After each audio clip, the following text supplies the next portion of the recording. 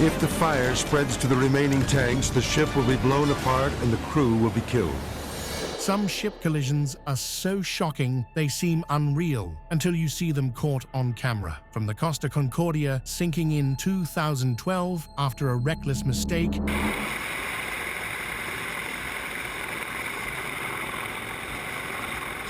to the Kirki disaster spilling oil into the ocean, these crashes turned into real-life nightmares. Starting with MV Fu Shanghai and Gdynia collision 2003, a devastating crash near Denmark's Bornholm Island sent the massive Fu Shanghai to the depths after colliding with the Polish ship Gdynia. The MV Fu Shanghai was a massive Chinese bulk carrier, 225 meters long and carrying 66,000 tons of fertilizer. On May 31st, 2003, disaster struck. The Polish container ship Gdynia, sailing under the Cypriot flag, collided with the Fu Shanghai near Bornholm Island in the Baltic Sea.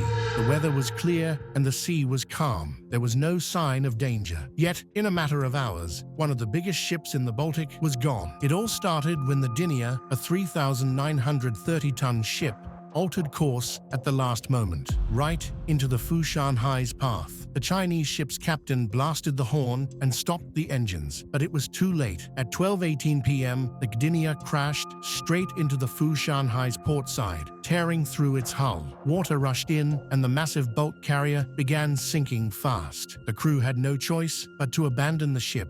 By 12:37 p.m., a distress call went out. Lifeboats were lowered, and all 27 crew members were rescued by Scandinavian ships. But the Fu Shanghai was doomed. It struggled for hours, drifting, sinking deeper and deeper. At 8:49 p.m., it vanished beneath the Baltic Sea. The real trouble, however, was just beginning. The Fu Shanghai wasn't just carrying fertilizer, it had 1,800 tons of fuel oil and 110 tons of diesel and lubricants. As it sank, oil started leaking, triggering an environmental nightmare. 2 days later, a 12-kilometer oil slick was spotted near Sweden's coast. Despite the efforts of 11 Danish and Swedish response vessels, oil still reached the shores of Christiansø Island. Cleanup teams worked for days, eventually recovering 1,200 tons of oil. An investigation later found the Gdynia's second officer responsible for the crash, with both ships failing to communicate. The owners of Gdynia were ordered to pay 107 million Swedish kronor in damages. Today, the wreck of the Fu Shanghai lies 69 meters deep, now a popular dive site. But it remains a chilling reminder of how one wrong move can lead to disaster at sea.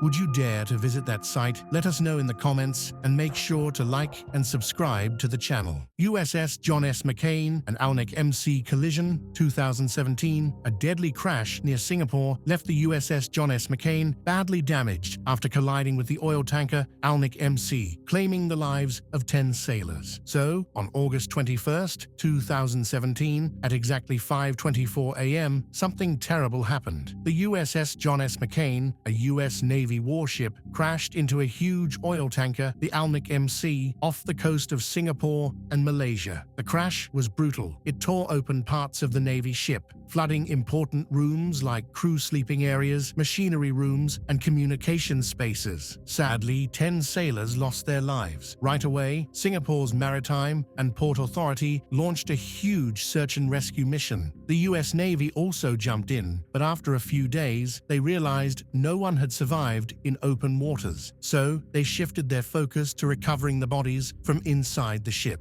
By August 27th, they had found all 10 missing sailors. Now, how did this happen? At first, reports suggested that the crew was tired, communication was bad, and the area was packed with ships. Then, the Navy admitted something big. The ship's steering system had failed right before the crash. But here's the weird part. The backup system should have worked, but it didn't. This crash wasn't even the first one. Just 2 months earlier, another US Navy ship, the USS Fitzgerald, had also collided with a merchant ship. So, after the McCain disaster, the Pentagon ordered a worldwide safety review, and several high-ranking officers were fired for poor leadership. The investigation revealed a huge problem. The ship used touchscreen controls, and the crew found them confusing. confusing. In fact, the Navy later decided to ditch these screens and go back to physical controls like wheels and throttles. The USS John S. McCain finally returned to service in June 2020, but this disaster exposed serious problems in Navy operations, ones that needed urgent fixing. Costa Concordia grounding, 2012, tragedy struck off the Italian coast as the Costa Concordia ran aground, turning a luxury cruise into a nightmarish disaster. It was supposed to be a dream voyage, a luxurious cruise along the Italian coast. The Costa Concordia, a magnificent ship carrying over 4,200 passengers and crew, set sail on January 13,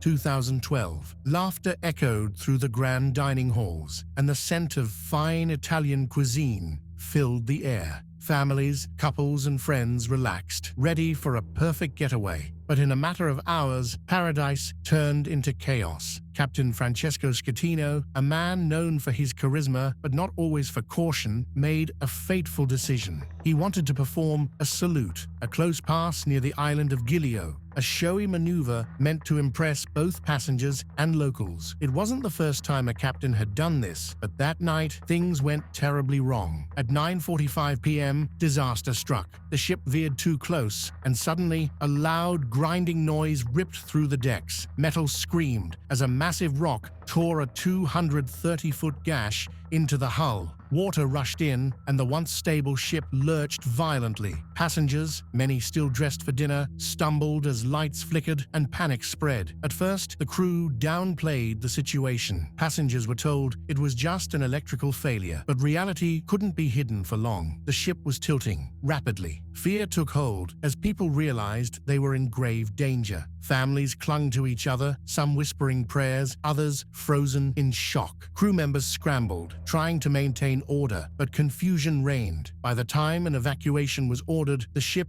had already tilted too far. Lifeboats became nearly impossible to lower on one side, leaving many trapped. Some passengers jumped into the freezing sea, hoping to swim to safety. Others waited, desperately searching for another way out. Meanwhile, Captain Schettino made a decision that would haunt him forever. He abandoned the ship. As the vessel continued to sink, he boarded a lifeboat, leaving behind passengers and crew. The Coast Guard, led by Officer Gregorio DeFalco, was furious. Over the radio, DeFalco's voice thundered, ordering Schettino to return and take responsibility. But he never did. Back on the ship, acts of heroism emerged. Crew members, musicians, and even off-duty officers helped terrified passengers. Some gave up their own chances of escape to save others. In the end, 32 people lost their lives, while thousands more carried scars, physical and emotional, that would never fade. Rescue efforts went on through the night. Helicopters hovered, pulling stranded passengers from the decks. Locals on Giglio Island rushed to help, offering blankets, food, and shelter. It was a tragedy, but also a story of resilience, courage, and human kindness. The Costa Concordia, once a symbol of luxury, now lay wrecked on its side, a haunting reminder of what had happened. In the aftermath, Captain Schettino faced trial, accused of manslaughter and abandoning the ship. The world watched as he defended his actions, but in 2015, he was sentenced to 16 years in prison. Years later, the wreckage was finally removed, a massive engineering feat that took over 2 years. But for those who survived, the memories remain. A vacation turned into a nightmare, a night of fear and loss, yet also one of bravery and humanity. The Costa Concordia disaster will never be forgotten. American-owned supertanker ships, Venoil and Venpet, collision. A fiery disaster unfolded as the supertankers Venoil and Venpet collided, unleashing chaos on the open sea. On December 16, 1977, two massive oil tankers, Venpet and Venoil, collided in thick fog off the coast of South Africa. These ships were almost identical, built by the same company and crewed by Taiwanese sailors. The Venoil was fully loaded with over 250,000 tons of crude oil, heading to Halifax, Canada, while the Venpet was empty, returning to Iran's Karg Island to pick up more oil. They were traveling in opposite directions when things took a disastrous turn. The fog was so dense that visibility was less than 370 meters, making it almost impossible to see what was ahead. Both ships tried to steer away from each other, but instead they moved in the same direction. The Vinoil's bow smashed into the side of the Venper, tearing a massive hole, 55 meters long and 14 meters deep. The impact triggered a massive fire, sending flames shooting 61 meters into the sky. Smoke could be seen from 24 kilometers away. Luckily, because of the ship's inert gas systems, there was no explosion. As the fire raged, oil started spilling into the ocean, between 26,600 and 30,500 tons. Some of it burned in the flames, but a huge slick spread across the water, reaching 160 kilometers wide and affecting 130 kilometers of South Africa's coastline. The Vinoil lost both crude oil and fuel, while the Venpet also spilled bunker oil into the sea. It was an environmental nightmare. The crews scrambled to escape. Most of the Vinoil's sailors launched a lifeboat, while 13 trapped men had to be airlifted by helicopter. 2 men tragically lost their lives. 2 British ships, Jed Forrest and Clan Menzies, arrived just in time to rescue the remaining crew members from both vessels. After drifting toward the shore, the burning ships were eventually towed out into deeper waters to prevent them from running aground and causing more damage. Investigations later blamed the disaster on poor radar monitoring. Both ships had spotted each other on radar but miscalculated their distance, just like the infamous Andrea Doria and Stockholm collision years earlier. The damaged ships were eventually towed to Algoa Bay and then repaired in Japan. The Vinoil was later renamed twice before being scrapped in South Korea in 1984. The Venpet was renamed Alexander the Great, but in 1984, an Iraqi missile struck her, causing so much damage that she was scrapped in Taiwan. MV Kirki disaster. 1991, the Greek oil tanker Kirki lost its bow off the coast of Western Australia, leading to a massive oil spill and fire. The Kirki was a huge oil tanker, 210 meters long, sailing under the Greek flag. On July 21, 1991, disaster struck off the coast of Western Australia near the fishing town of Cervantes. The ship was carrying a massive load of oil, 82,650 tons of light crude, on its way to BP's refinery in Kwinana, but rough seas and strong winds put too much pressure on its already weak structure. The forepeak ballast tank started leaking, filling with seawater, and by 3 a.m. the unthinkable happened. The ship's entire bow, yes, the whole front section, broke off, exposing the cargo tanks to the ocean. Oil started gushing out, and soon a fire erupted, likely sparked by damaged electrical cables. The 37 crew members sent out a distress call at 3:02 a.m. The situation was getting worse by the minute, and rescuers knew they had to act fast. Helicopters arrived, but the bad weather made everything more dangerous. The fire eventually died down, but the ship was in terrible shape, heavily listing to one side. By noon, all 37 crew members were airlifted to safety, thanks to the brave helicopter teams. Meanwhile, the Kirki kept leaking oil, creating what was then Australia's worst oil spill. Around 17,700 tons of crude oil spread into the ocean. Authorities jumped into action, sending pollution control teams and equipment from all over Australia to try to contain the mess. The strong Leewin current and harsh weather helped disperse much of the oil before it could reach the shore. Even so, small amounts of tar balls washed up on some islands near Jurien Bay. Special boats were deployed to break up the thick oil patches, and dispersants were sprayed to help the oil dissolve faster. Despite the ship's terrible condition, experts believed it wouldn't sink. The damaged Kirki was towed to Cape Preston, where the remaining oil was transferred to another tanker, the Flying Clipper, on August 18th. From there, the Kirki was dragged all the way to Singapore, where it was scrapped. The disaster made headlines worldwide. A famous news photo captured the ship's horrifying state, flames bursting from its broken front. The incident even inspired an Australian comedy sketch called The Front Fell Off, mocking the absurdity of such a massive failure. Ever Given Suez Canal Incident, 2021, the massive container ship Ever Given became lodged in the Suez Canal, disrupting global shipping traffic for several days. On March 23,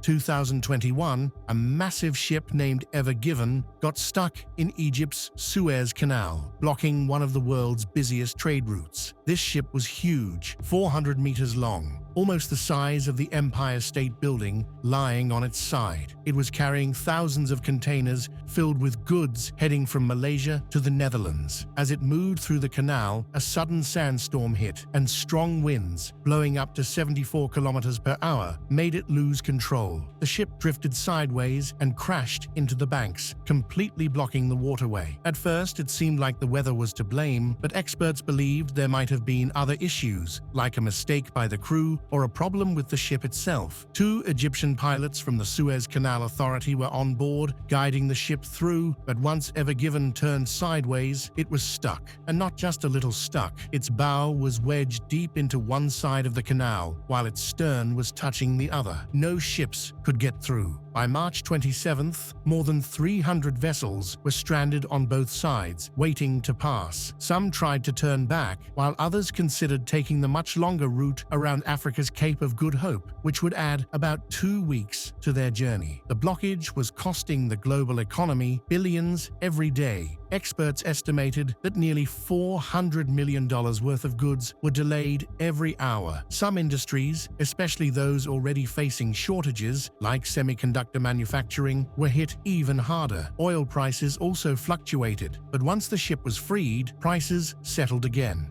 Efforts to refloat Ever Given were not easy. Excavators dug around the ship's bow, while tugboats struggled to pull it free. Fuel and ballast water were removed to make it lighter. By March 29th, after nearly a week of intense efforts, the ship finally moved. It was a huge relief, but the effects of the disaster lasted much longer. Ports became overcrowded, and global shipping schedules were thrown into chaos. Some ships, desperate to avoid another delay, started considering new routes, like Russia's Arctic shipping path. Ever Given's accident showed how fragile global trade could be. One wrong move, one unexpected disaster, and the whole world could feel it. SS Mont Blanc explosion. 1917, a French cargo ship carrying explosives collided with another vessel in Halifax Harbor, causing a massive explosion. Back in 1917, Halifax was a busy wartime port, with ships coming and going, carrying supplies and troops for World War I. The city was booming, but all of that changed on the morning of December 6th. That day, 2 ships, the Norwegian SS Imo and the French SS Mont Blanc, ended up in the worst kind of accident imaginable. Mont Blanc was packed with explosives, tons of TNT, picric acid, benzol, and gun cotton, all extremely dangerous. She had arrived too late the night before to enter the harbor, so she had to wait until morning. Meanwhile, Imo had also been delayed and was in a rush to leave. The 2 ships ended up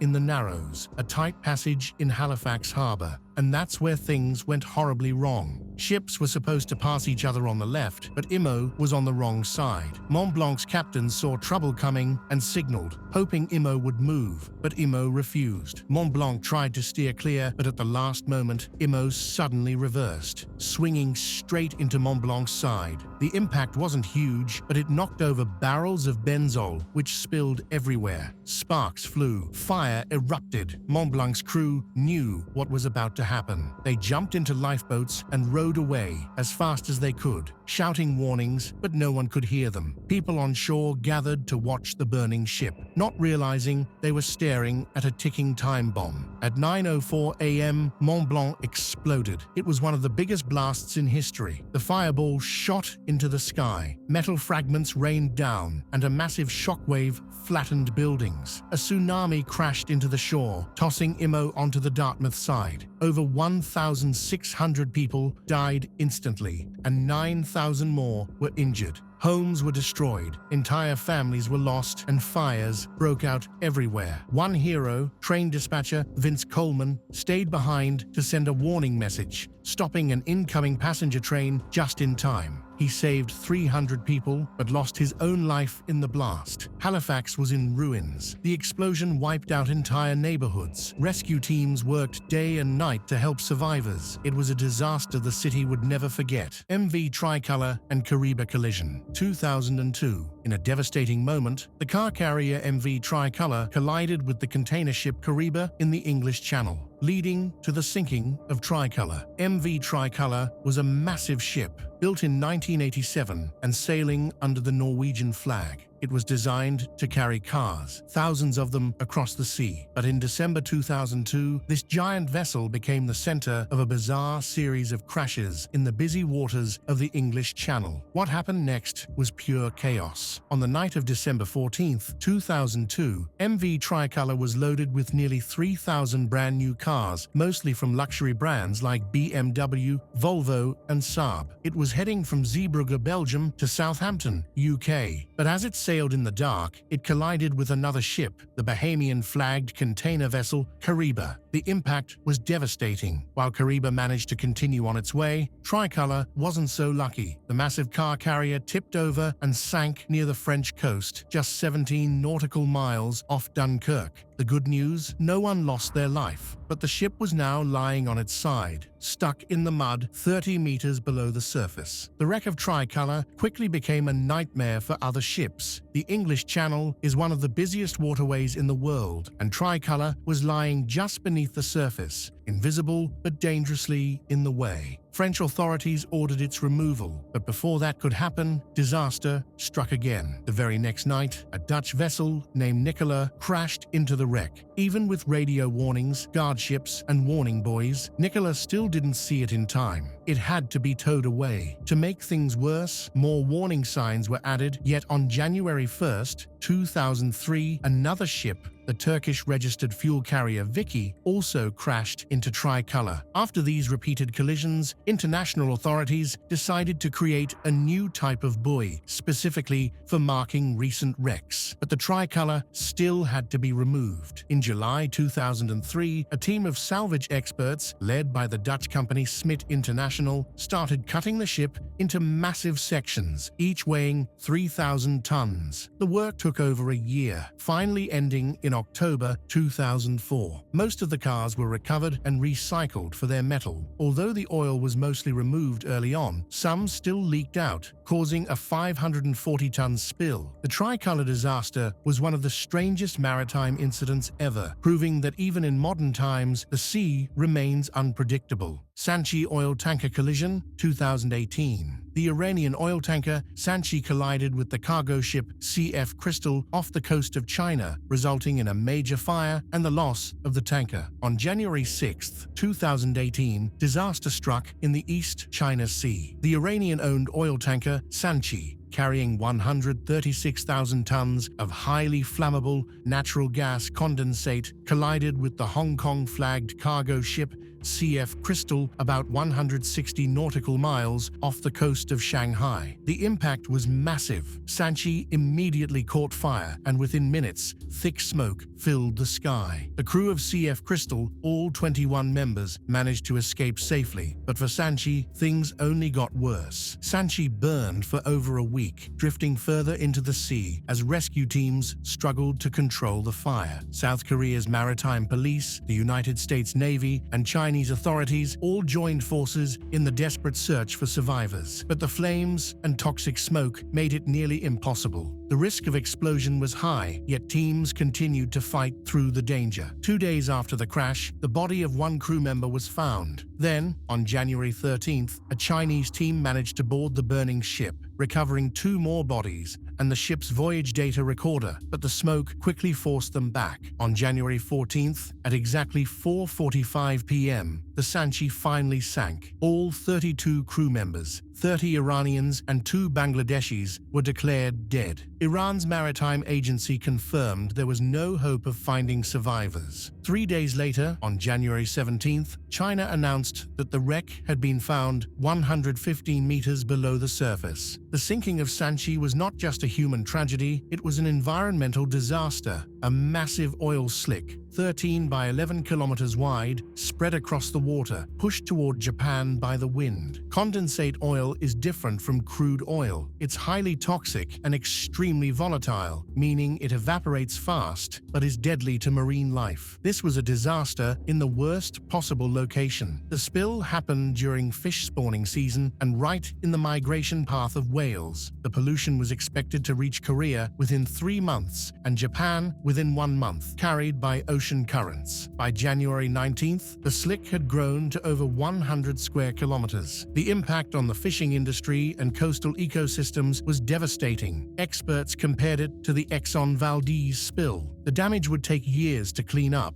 with those responsible facing massive costs. The sea had claimed another victim, leaving behind destruction, loss, and an ocean struggling to heal. MSC Opera dock collision, 2019. The cruise ship MSC Opera lost control and collided with a dock and a tourist boat in Venice, Italy, and as a result, they faced a severe backlash. Venice, a city famous for its beauty, almost faced disaster on June 2, 2019, when the massive cruise ship MSC Opera lost control. As it approached the cruise terminal, it didn't slow down. It kept going and crashed into the River Countess, a smaller river cruise ship, before smashing into the dock. Terrified passengers ran for safety. Thankfully, no one was seriously hurt, but the damage was severe. Experts later revealed that the MSC Opera had engine and steering issues before the crash. A warning signal had gone off earlier, but the chief engineer and electrician ignored it. When the power system finally failed, the crew lost control of the ship.